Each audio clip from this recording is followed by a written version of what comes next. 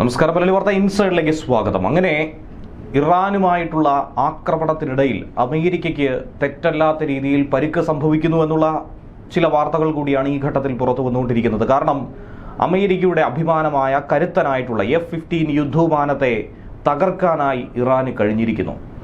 അതല്ല, സ്വന്തം ആയുധങ്ങൾ തന്നെ തിരിച്ചടിച്ചതാണോ? ഇതിനു മുന്നേയും സമാനമായിട്ടുള്ള വിഷയങ്ങൾ നാം കേട്ടിട്ടുള്ളതാണ്. എന്തു തന്നെയായിരുന്നാലും അമേരിക്കയെ സംബന്ധിച്ച് ഏറെ നാണക്കേടുണ്ടാക്കിയ ഒരു സംഭവം കൂടിയാണ് ഈ നിമിഷം പുറത്തു വന്നിരിക്കുന്നത്. അതായത് അമേരിക്കയുടെ F-15 യുദ്ധവിമാനം കുവൈത്തിൽ തകർന്നു വീണു എന്നുള്ളതാണ്. ഈ ഘട്ടത്തിൽ തന്നെ മനസ്സിലാക്കേണ്ട മറ്റൊരു വിഷയം, പരമോന്നത നേതാവായിട്ടുള്ള ആയത്തുള്ള അലി ഖമനേയിയുടെ പിൻഗാമി കൂടി സ്ഥാനമേറ്റെടുത്തിരിക്കുന്നു. താൽക്കാലിക പരമോന്നത നേതാവെന്ന പദവിയിലേക്ക് പുതിയൊരാൾ എത്തിയിരിക്കുകയാണ്, അലി റസ അറാഫി. ഈ ഘട്ടത്തിൽ കൂടിയാണ് അമേരിക്കയ്ക്ക് തിരിച്ചടിയുടെ ആദ്യ പാഠം കിട്ടിയിരിക്കുന്നത്. ഇറാൻ വെടിവെച്ചിട്ടു എന്ന രീതിയിലുള്ള റിപ്പോർട്ടുകൾ ആദ്യം പുറത്തു വന്നെങ്കിൽ പോലും പിന്നീട് ചില രീതിയിലുള്ള സംശയങ്ങൾ ഉയർന്നു കേൾക്കുന്നുണ്ട്. ആകാശത്ത് തീ പിടിച്ച വിമാനം പതിയെ താഴേക്ക് പതിക്കുന്ന ദൃശ്യങ്ങളാണ് സമൂഹ മാധ്യമങ്ങളിലൂടെ പ്രചരിക്കുന്നത്. ഈ വിമാനം അമേരിക്കൻ വിമാനമാണ്, പക്ഷേ അത് അമേരിക്കയുടേതാണോ ഇസ്രയേലിൻ്റെതാണോ എന്ന കാര്യത്തിൽ വ്യക്തത ഈ നിമിഷം വരെ വന്നിട്ടില്ല. MIM-104 പാട്രിയറ്റ് എയർ ഡിഫൻസ് സിസ്റ്റത്തിൽ നിന്നുള്ള മിസൈലേറ്റ് വിമാനം തകർന്നു വീണുവെന്ന ഒരു ഭാഗത്ത് വാദം ഉയരുന്നുണ്ട്. ബലിസ്റ്റിക് മിസൈലുകളുടെയും ശത്രു വിമാനങ്ങളെയും ഒക്കെ തന്നെ തകർക്കാൻ രൂപകൽപ്പന ചെയ്തിട്ടുള്ളതാണ് പാട്രിയറ്റ് എയർ ഡിഫൻസ് സിസ്റ്റം എന്ന് പറയുന്നത്. പക്ഷേ ചില സാഹചര്യങ്ങളിലൊക്കെ റഡാറിലെ ആശയക്കുഴപ്പം മൂലം, അതുപോലെ വിമാനങ്ങളെ കൃത്യമായി തിരിച്ചറിയാൻ കഴിയാതെ വരുമ്പോൾ സ്വന്തം വിമാനങ്ങളെ തന്നെ വെടിവെച്ചിടുന്ന ഒരു പിഴവ്, ആശയവിനിമയ തകരാറ്, ഇതൊക്കെ തന്നെ പാട്രിയറ്റ് സിസ്റ്റത്തിൽ പലപ്പോഴും കാണിക്കാറുണ്ട്. അതുകൊണ്ട് ശത്രു വിമാനങ്ങളെ വെടിവെച്ചിടുന്നതിന് പകരം അത് തെറ്റായി കണക്കാക്കി സ്വന്തം വിമാനങ്ങളെ വെടിവെച്ചിടുന്ന ഒരു സാഹചര്യം ഒരുപക്ഷെ ഉണ്ടാകാറുണ്ട്. അങ്ങനെയെങ്കിൽ സ്വന്തം എയർ ഡിഫൻസ് സിസ്റ്റം തന്നെ തങ്ങളുടെ വിമാനത്തെ വെടിവെച്ചിട്ടു എന്ന രീതിയിലേക്ക് കാര്യങ്ങൾ മാറും. എന്തായിരുന്നാലും വിമാനത്തിൽ നിന്നും പൈലറ്റ് രക്ഷപ്പെട്ടു എന്നാണ് അന്താരാഷ്ട്ര മാധ്യമങ്ങൾ റിപ്പോർട്ട് ചെയ്യുന്നത്. പൈലറ്റിന്റെ ആരോഗ്യനില സംബന്ധിച്ച ഔദ്യോഗിക സ്ഥിരീകരണം ഒന്നും തന്നെ വന്നിട്ടില്ല, വരാനിരിക്കുന്നതേ ഉള്ളൂ. ഇതേക്കുറിച്ചുള്ള കൂടുതൽ വിവരങ്ങൾ ഇനിയുള്ള മണിക്കൂറിൽ വ്യക്തമാകുമെന്നാണ് പ്രതീക്ഷിക്കുന്നത്. കുവൈത്തിലെ അമേരിക്കൻ എംബസിക്ക് നേരെയും ഇറാൻ ആക്രമണം നടത്തിയെന്നാണ് അവകാശപ്പെടുന്നത്. കുവൈത്തിലെ ദേശീയ പെട്രോളിയം കമ്പനിയുടെ അഹമ്മദി റിഫൈനറിയിൽ ഡ്രോണിന്റെ അവശിഷ്ടങ്ങൾ വീണ് 2 പേർക്ക് പരിക്കേറ്റ വാർത്ത പുറത്തു വരുന്നുണ്ട്. പക്ഷേ റിഫൈനറിയുടെ പ്രവർത്തനങ്ങളെ ഒന്നും തന്നെ ഇത് സാരമായി ബാധിച്ചിട്ടില്ല. ഗൾഫിലെ പല മേഖലകളിലായി സ്ഫോടന ശബ്ദങ്ങൾ കേൾക്കുന്നുവെന്നാണ് പലരും ഇപ്പോഴും പറയുന്നത്. കുവൈത്തിന് മുകളിൽ മിസൈൽ ഡ്രോൺ ആക്രമണങ്ങളുടെ ഭീഷണി ഇപ്പോഴും അങ്ങനെ തുടരുന്നുണ്ട്. എംബസികളിലേക്ക് വരരുതെന്നും നിങ്ങളുടെ വീടുകളിലെ താഴത്തെ നിലകളിലും ജനലുകളിൽ നിന്നും അകന്ന് സുരക്ഷിതമായി കഴിയുക, പുറത്തിറങ്ങരുത് എന്നുകൂടിയാണ് American state department consulate affairs എക്സിലൂടെ പോസ്റ്റ് പങ്കുവച്ചിരിക്കുന്നത്. എംബസി ജീവനക്കാർ സുരക്ഷിത സ്ഥാനങ്ങളിൽ കഴിയുകയാണെന്നും ആക്രമണമുണ്ടായാൽ സുരക്ഷാ പദ്ധതികൾ വിലയിരുത്തണമെന്നുമാണ് ഡിപ്പാർട്ട്മെന്റ് പൗരന്മാരോട് പറഞ്ഞിരിക്കുന്നത്. അത്തരത്തിലൊരു ഘട്ടത്തിലേക്ക് പോയിരിക്കുകയാണ്. അമേരിക്കൻ ഉദ്യോഗസ്ഥന്മാർക്ക്, മറ്റു രാജ്യങ്ങളിലുള്ള ഉദ്യോഗസ്ഥന്മാർക്കാണ് നിലവിൽ, പ്രത്യേകിച്ചും GCC രാജ്യങ്ങളിലും മറ്റുമൊക്കെയുള്ള ഉദ്യോഗസ്ഥർക്ക് ഏറെ ഭീഷണി നിലനിൽക്കുന്ന ഒരു ഘട്ടം കൂടിയാണ് ഇപ്പോൾ. ഈ സമയത്ത് കൂടിയാണ് ഏറെക്കാലം ഇറാന്റെ പരമോന്നത നേതാവായിരുന്ന ആയത്തുള്ള അലി ഖമനേയി കൊല്ലപ്പെട്ടതിന് പിന്നാലെ പിൻഗാമി ആരെന്ന ചോദ്യത്തിന് കൃത്യമായ മറുപടി വന്നിരിക്കുന്നു. നേരത്തെ ലാരിജാനിയുടെ പേര് ഉയർന്നു കേട്ടിരുന്നു, മകൻ മുജ്തബ ഖമനേയിയുടെ പേര് ഉയർന്നു കേട്ടിരുന്നു. പക്ഷേ ഇതൊന്നും തന്നെയല്ല 67 വയസ്സുകാരൻ ആയത്തുള്ള അലി റസ അറാഫിയെയാണ് ഇടക്കാല പരമോന്നത നേതാവായി ഇറാൻ തിരഞ്ഞെടുത്തിരിക്കുന്നത്.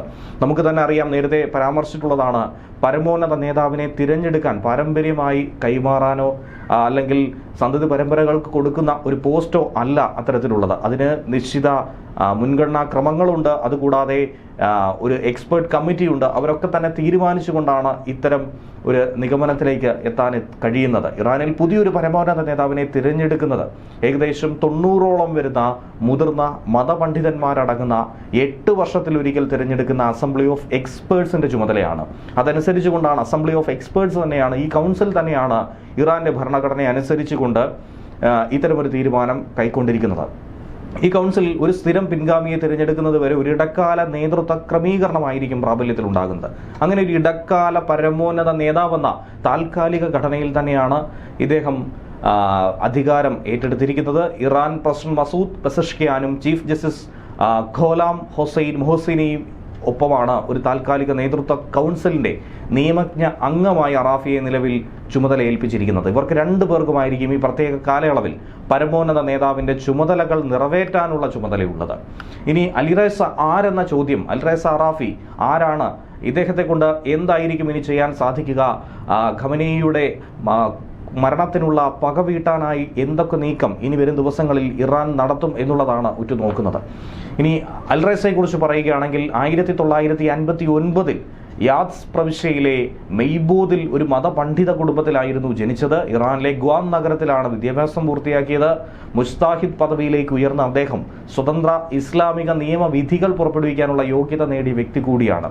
ജനകീയമായി ഏറെ ജനങ്ങളുമായി അടുത്തു നിൽക്കുന്ന ഒരു രാഷ്ട്രീയം തന്നെയാണ് അദ്ദേഹം നിലവിൽ ഇതുവരെയും മുന്നോട്ട് കൊണ്ടുപോയിട്ടുള്ളത്. സ്ഥാനപരമായ നിയമനങ്ങളിലൂടെ സ്വാധീനം വർദ്ധിക്കുകയും ചെയ്തിട്ടുണ്ട്. 2009 മുതൽ 2018 വരെ ഇറാനിൽ നിന്നും വിദേശത്തു നിന്നുമുള്ള മതപണ്ഡിതന്മാരെ പരിശീലിപ്പിക്കുന്ന ഗ്വാമിലെ അൽ മുസ്തഫ ഇന്റർനാഷണൽ യൂണിവേഴ്സിറ്റിയുടെ തലവൻ കൂടിയായിരുന്നു. അതുകൊണ്ട് തന്നെ മതപണ്ഡിതന്മാർക്ക് ഏറെ പ്രിയപ്പെട്ടവനാണ്. തന്റെ ഭരണകാലത്ത് 8 വർഷത്തിനുള്ളിൽ ലോകമെമ്പാടുമുള്ള 50 ദശലക്ഷം ആളുകളെ ഷിയ ഇസ്ലാമിലേക്ക് പരിവർത്തനം ചെയ്തു എന്നുകൂടിയാണ് അദ്ദേഹം പറയുന്നത്. അതുതന്നെ ഇറാനെ സംബന്ധിച്ച്, അവരുടെ കാഴ്ചപ്പാടിനെ സംബന്ധിച്ച് ഏറ്റവും ഊർജം പകരുന്ന ഒരു വിഷയം കൂടിയാണ്. ഈ കണക്ക് ഏറെ അമ്പരപ്പ് ഉളവാക്കുന്നതാണ്. വിശ്വസിക്കാൻ കഴിയുന്നില്ല എങ്കിൽ പോലും ഇറാനിലെ മതപണ്ഡിതന്മാർക്കിടയിലും വലിയ സ്വാധീനം അദ്ദേഹത്തിന് വർദ്ധിപ്പിച്ചെടുക്കാൻ ഇതിലൂടെ കഴിഞ്ഞിട്ടുണ്ട്. പ്രധാനപ്പെട്ട സ്ഥാപനങ്ങളിലേക്ക് അറാഫിക്ക് ഖമനേയി സ്ഥിരമായി സ്ഥാനക്കയറ്റവും നൽകിയിരുന്നു. എടുത്തു പറയുകയാണെങ്കിൽ ഖമനേയിയുടെ വലങ്കൈയായി, വിശ്വസ്തനായി ഒക്കെ തന്നെ വിശേഷിപ്പിക്കപ്പെടുന്ന ഒരു വ്യക്തി കൂടിയായിരുന്നു. 2019 നിയമനിർമ്മാണവും തിരഞ്ഞെടുപ്പിലെ സ്ഥാനാർത്ഥികളെയും ഒക്കെ തന്നെ പരിശോധിക്കുന്ന ഒരു ബോഡിയായിട്ടുള്ള ഗാർഡിയൻ കൗൺസിലിലേക്ക് കൂടി അദ്ദേഹത്തെ നിയമിച്ചിരുന്നു. ഇതൊക്കെ തന്നെ അദ്ദേഹത്തിലുള്ള വിശ്വാസം, പ്രത്യയശാസ്ത്രപരമായിട്ടുള്ള അദ്ദേഹത്തിന്റെ ഇടപെടലുകൾ, ഭരണപരമായ കഴിവ്, ഇതൊക്കെ തന്നെ ഖമനേയി ഏറ്റവും വിശ്വസിച്ചിരുന്നു. ഒരുപക്ഷെ ഈ മരണം ഖമനേയി നേരത്തെ കണക്ക് കൂട്ടിയതായിരുന്നു. അതുകൊണ്ട് തന്നെ ഇനി ആരായിരിക്കണം പിൻഗാമി എന്ന കാര്യത്തിൽ കൗൺസിലിന് കൃത്യമായ സൂചനകൾ ഖമനേയി നൽകി കഴിഞ്ഞിട്ടുണ്ടെന്നാണ് നമുക്ക് മനസ്സിലാക്കാൻ കഴിയുന്നത്. തിരഞ്ഞെടുപ്പുകളിലെ അറാഫിയുടെ പ്രകടനമെന്ന് പറയുമ്പോൾ 2016 ടെഹ്റാനിലെ അസംബ്ലി ഓഫ് എക്സ്പേർട്സ് തിരഞ്ഞെടുപ്പിൽ വിജയിക്കാൻ അദ്ദേഹത്തിന് കഴിഞ്ഞിട്ടില്ല എന്നുള്ളതാണ്. പക്ഷേ 2021 ഇടക്കാല ഉപതെരഞ്ഞെടുപ്പിൽ അദ്ദേഹം ഈ സമിതിയിലേക്ക് കടന്നു കയറി.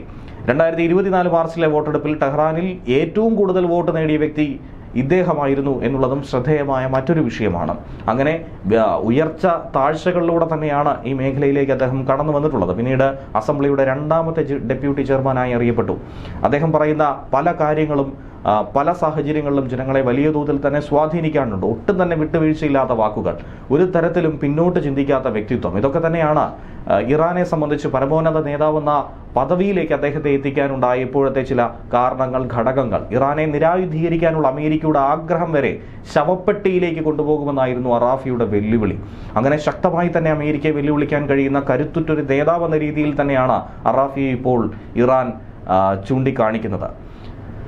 അമേരിക്കയെ മനുഷ്യാവകാശ ലംഘനങ്ങളുടെ പ്രഭവ കേന്ദ്രമെന്ന് കൂടി വിശേഷിപ്പിക്കുന്ന അദ്ദേഹം എന്തുതന്നെ ആയിരുന്നാലും ഇറാൻ ശക്തമായി തന്നെ തിരിച്ചടിക്കുമെന്ന സൂചന കൂടി നൽകിയിരിക്കുന്നു. 40 ദിവസക്കാലത്തെ ദുഃഖാചരണം ആചരിക്കുന്നത് കൊണ്ട് സ്ഥിരം പരമോന്നത നേതാവിനെ അസംബ്ലി ഓഫ് എക്സ്പേർട്സ് എത്ര വേഗത്തിൽ നാമനിർദ്ദേശം ചെയ്യുമെന്നുള്ളതാണ് കണ്ടറിയേണ്ടതും. അതുകൊണ്ട് തന്നെ അറാഫി ഏറ്റവും സങ്കീർണമായ ഒരു ഘട്ടത്തിലൂടെ തന്നെയാണ് കടന്നുപോകുന്നത്, ഏറെ ചരിത്രപരമായിട്ടുള്ള ഒരു ഘട്ടത്തിലും.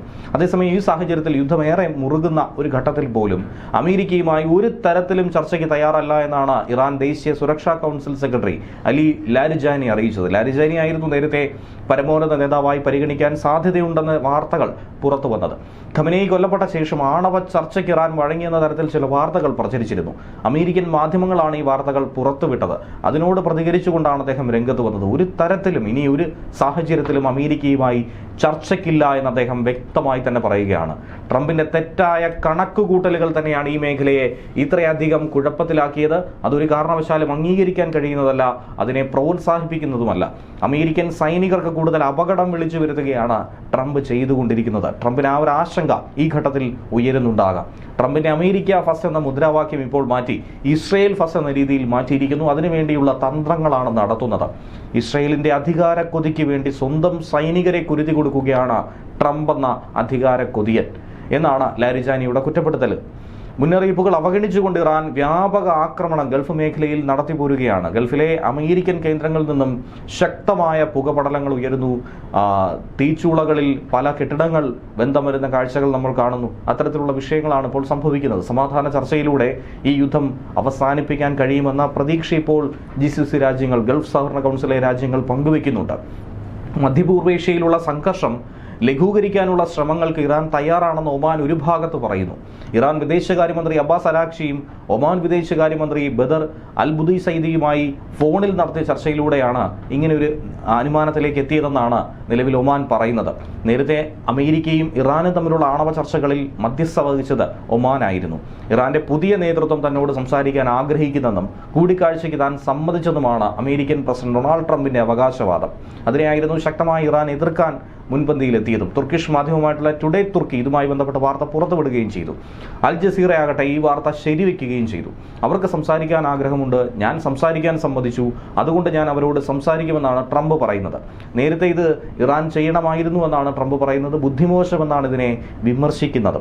യുദ്ധം അവസാനിപ്പിക്കുന്നതിനായി ചർച്ചകൾക്ക് വേണ്ടി ഇറാൻ തന്നെ സമീപിച്ചെന്നും പക്ഷേ ഒരാഴ്ച മുന്നേ ഈ നിലപാട് കൈക്കൊള്ളണമായിരുന്നു, അങ്ങനെയെങ്കിൽ ഇത്രയും പരിണിത ഫലങ്ങൾ അനുഭവിക്കേണ്ടി വരില്ല എന്നുകൂടിയാണ് ട്രംപ് ട്രൂത്ത് സോഷ്യലിലൂടെ കുറിച്ചത്. ഇറാന്റെ സൈനിക ആസ്ഥാനം തകർത്തെന്നും നേവിയുടെ 7 കപ്പലുകൾ നശിപ്പിച്ചെന്നും ട്രംപ് പറയുന്നു. ഇറാന്റെ തിരിച്ചടിയിൽ 3 അമേരിക്കൻ സൈനികർ കൊല്ലപ്പെട്ടെന്നും മരണസംഖ്യ ഒരുപക്ഷെ ഉയർന്നേക്കുമെന്നും കൂടിയാണ് ട്രംപ് ഈ ഘട്ടത്തിൽ പറയുന്നത്.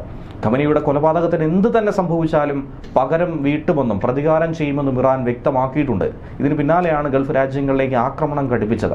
ലെബനിൽ നിന്ന് ഹിസ്ബുള്ളയെ ഉപയോഗിച്ചുകൊണ്ട് ഇസ്രായേലിനെതിരെ ഇറാൻ ആക്രമണം ഘടിപ്പിക്കുന്നുണ്ട്. ദുബായ് വിമാനത്താവളം, ബുർജ് ഖലീഫ, ബഹ്റിനിലെയും കുവൈത്തിലെയും ഖത്തറിലെയും അമേരിക്കൻ സൈനിക താവളങ്ങൾ, ഈ മേഖലയൊക്കെ ലക്ഷ്യമിട്ടുകൊണ്ട് തന്നെയാണ് ഇറാന്റെ ആക്രമണം. 560 അമേരിക്കൻ സൈനികരെ വധിച്ചെന്ന് ഇറാൻ അവകാശപ്പെടുന്നെങ്കിലും അത് ഇതുവരെയും അമേരിക്ക സ്ഥിരീകരിച്ചിട്ടില്ല. കുവൈത്തിലെ അമേരിക്കൻ സൈനിക താവളം പൂർണ്ണമായും നശിപ്പിച്ചെന്നും ബഹ്റൈനിലെ സൈനിക താവളത്തിൽ കനത്ത നാശനഷ്ടമുണ്ടാക്കിയെന്നുമാണ് ഇറാൻ കമാൻഡർ പറയുന്നത്. അതിനോട് അനുകൂലമായിട്ടല്ല അമേരിക്ക പ്രതികരിക്കുന്നത്. ന്യൂസ് ഡെസ്ക് മലയാളി വാർത്ത ഇൻസൈറ്റ്.